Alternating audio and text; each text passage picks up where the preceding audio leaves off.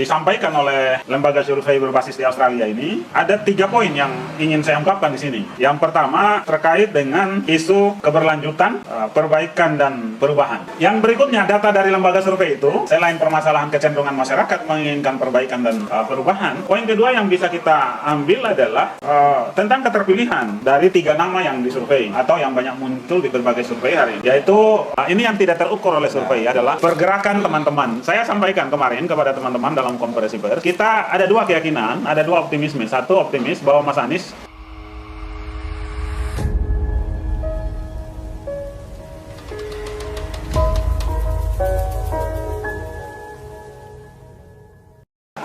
Bang Ramasa, Mbak Hana, ya. Hari ini kita membaca berita ya. Saya kebetulan buka-buka WA tadi dapat kiriman dan banyak beredar di grup-grup WA. Ya. Di antaranya di liputan6.com, kemudian di Medcom ID, itu terkait dengan rilis lembaga survei dari Youthing Research. Ini lembaga survei berbasis di Australia.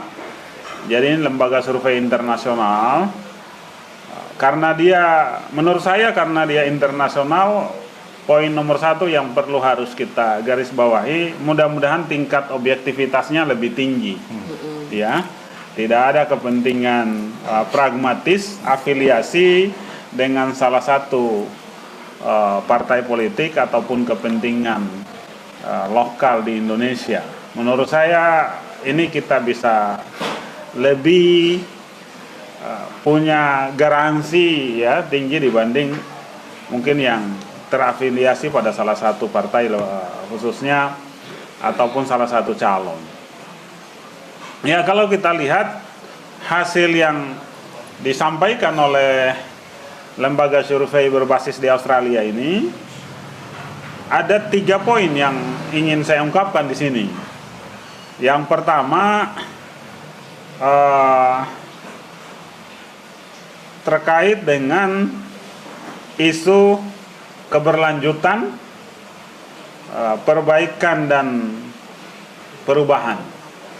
Ya, kalau kita lihat data-datanya yang diungkap oleh lembaga survei Youthing Research ini, bahwa masyarakat Indonesia dari responden 1.200 ya yang menginginkan keberlanjutan, artinya yang menganggap apa yang dilakukan pemerintah sekarang sudahlah, nggak usah banyak mikir, lanjutkan, itu hanya sekitar 18%.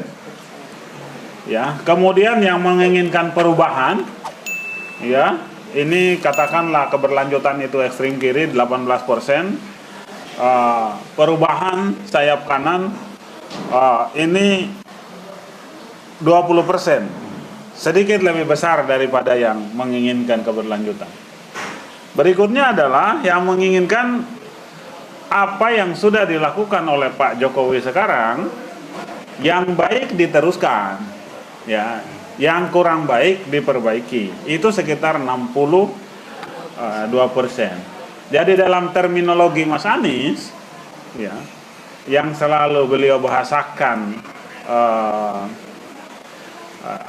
continuity and change, ya, lanjutkan dan perbaiki, sehingga nama koalisinya Koalisi Perubahan dan Perbaikan, ini kisaran 82%. Ya, jadi pemilihan nama, visi, lalu kemudian apa yang menjadi cita-cita Mas Anies ini banyak didukung oleh masyarakat Indonesia, yaitu apa yang sudah baik sekarang, ya, dilanjutkan, yang masih kurang diperbaiki, mana yang harus dihentikan, mana yang harus sedikit dimodifikasi, ya, ini termasuk yang diinginkan oleh masyarakat. Anies Rashid Baswedan termasuk orang yang berbasis itu. Kita lihat misalkan di Jakarta, saya beberapa kali menyampaikan bahwa real the next Jokowi itu adalah Anies Rashid Baswedan. Yang lain itu tidak punya rekam jejak sebagai penerus Jokowi. Anies ini melanjutkan kebijakan-kebijakan Pak Jokowi yang bagus, di Jakarta, contoh KJP ya, sama Mas Anies diperbaiki, ditingkatkan menjadi KJP plus, KJS demikian ya. Tentang misalkan pulau reklamasi ya, yang sudah jadi yang 3 dilakukan pembenahan agar memenuhi hak-hak keadilan ya, yang belum dihentikan ya. Ya BOTI ya, ya.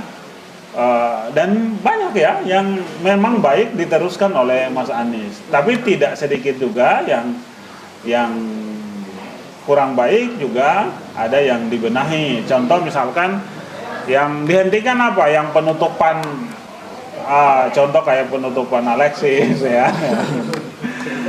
Oke. Ya. Yang berikutnya, data dari lembaga survei itu, selain permasalahan kecenderungan masyarakat menginginkan perbaikan dan perubahan, poin kedua yang bisa kita ambil adalah tentang keterpilihan dari 3 nama yang disurvei atau yang banyak muncul di berbagai survei hari ini, yaitu Pak Ganjar, Pak Prabowo, dan Mas Anies.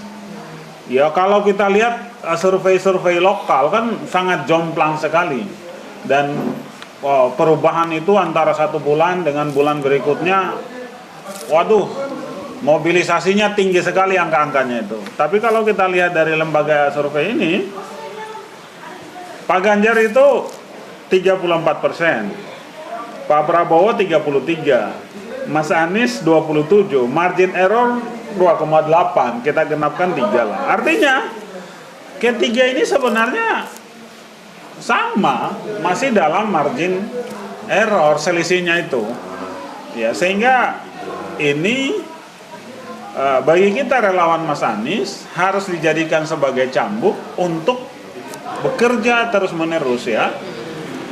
Survei ini kan bukan gambaran 14 Februari 2024, tapi ini adalah hanya potret di saat lembaga survei ini melaksanakan penelitian, yaitu di tanggal 12 sampai 17 Juni.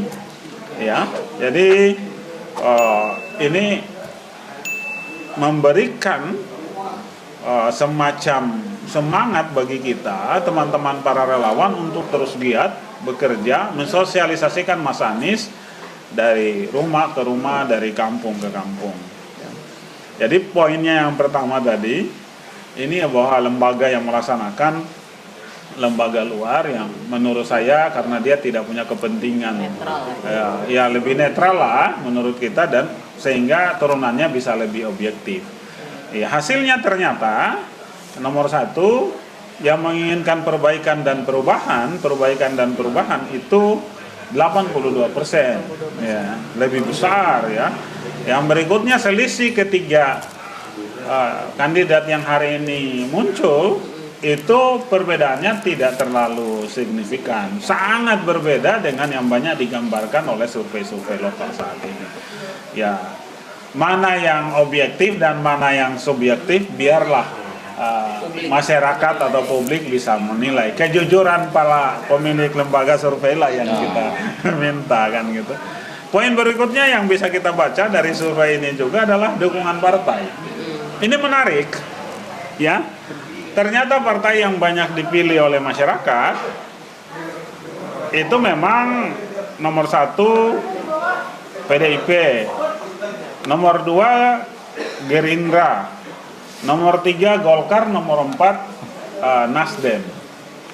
Nah ini menarik, kalau koalisi partai-partai itu kemudian ke dalam koalisi Ganjar, itu artinya apapun nama partainya sama aja dengan membesarkan suara PDIP.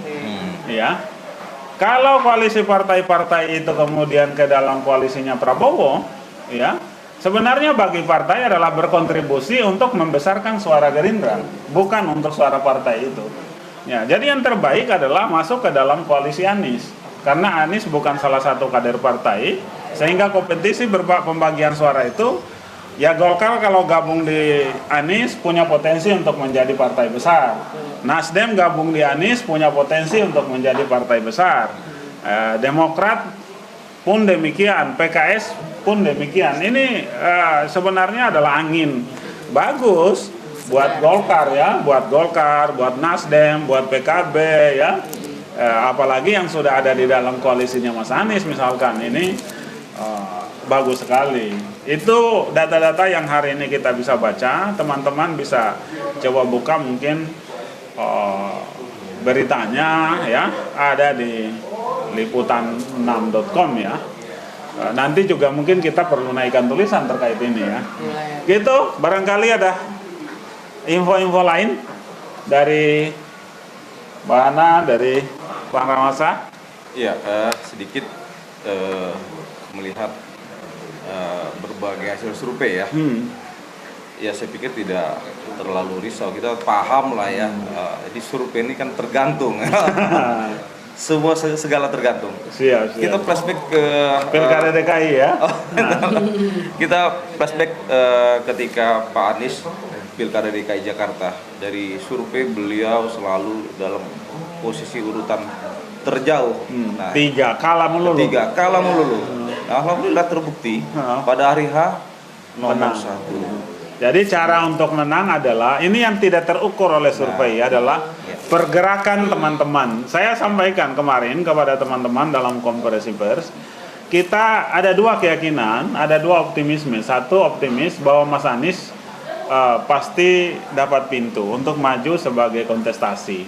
Yang kedua, ada optimisme yang sangat besar juga. Begitu Anies maju, insya Allah kemenangan itu akan kita bisa peroleh, akan kita raih pada Pilpres 14 Februari 2024. Kedua optimisme ini, baik optimisme untuk maju maupun optimisme untuk menang, apa dasarnya? Satu, kita bisa lihat bagaimana bermunculannya relawan-relawan masyarakat, relawan-relawan Mas Anies di masyarakat, di gugus terdepan, di kampung, di desa. Ini kita sangat nyata. Hari ini total simpul relawan Mas Anies itu sudah menyentuh angka 700-an. Iya. Berikutnya yang perlu kita catat juga adalah soliditas di intern para relawan bekerja terus ya, masuk dari rumah ke rumah, melakukan kampanye, mensosialisasikan Mas Anies ya. Sehingga kita bisa lihat hari ini hampir sudah muncul 9.000-an ya, hampir 9.000-an lebih pos-pos relawan Mas Anies ya. Dan kemudian bermunculan rumah-rumah Anies, bermunculan kampung-kampung Anies. Orang dengan sukarela menyatakan rumahnya sebagai rumah Anies. Orang dengan sukarela menyatakan lingkungannya sebagai kampung Anies. Ini kan tidak terukur di lembaga survei, dan menurut saya ini akan meningkat terus secara eksponensial, sehingga pada momentumnya ya kira-kira di bulan 10, 11, 12 itu akan melejit survei ataupun kecintaan masyarakat terhadap Mas Anies karena informasi sudah tersampaikan. Gitu harapan kita ya Pak ya. Ya Bang ya. Itu saja dulu diskusi atau obrolan-obrolan santai pendukung Mas Anies dari bilangan Jakarta Selatan, anak Jaksel ini ya. Anak Jaksel, kaum muda milenial, anak Jaksel, anak Jakut, anak Jaktim, Jakpus, dan anak Indonesia ya, Jakbar jangan lupa. Anak pulau kayak saya, ayo milih Mas Anies ya. Anak Medan, anak NTT ya. Seluruh Indonesia dari manapun kita, ayo sama-sama kita bawa ide, sama-sama kita titip harapan ya, titipnya kepada orang yang tepat, yaitu Anies Rashid Baswedan, untuk Indonesia lebih maju, lebih sejahtera, dan yang terpenting berkeadilan dari Sabang sampai Merauke, dari Miangas sampai Pulau Rote ya. Semangat untuk semua teman-teman semua. Assalamualaikum warahmatullahi wabarakatuh. Waalaikumsalam warahmatullahi wabarakatuh. Jangan lupa follow ya semua akun kami ya. Kami hari ini bersama dengan Langkah Anies ya, yang saya pakai ini Langkah Anies, kemudian dari Fafifa TV ya, dan dari Suara Perubahan cari channelnya di YouTube, ya, follow, subscribe, ya, komen, dan share, bagikan kepada semua teman-teman. Insya Allah info-info yang diberikan oleh media sosial ini adalah info-info yang berbasis data, yang berbasis fakta, objektif, dan satu yang pasti dari semua mereka, channel-channel ini adalah anti kebohongan, ya, anti fitnah, anti hoax. Terima kasih, jangan lupa follow. Oke.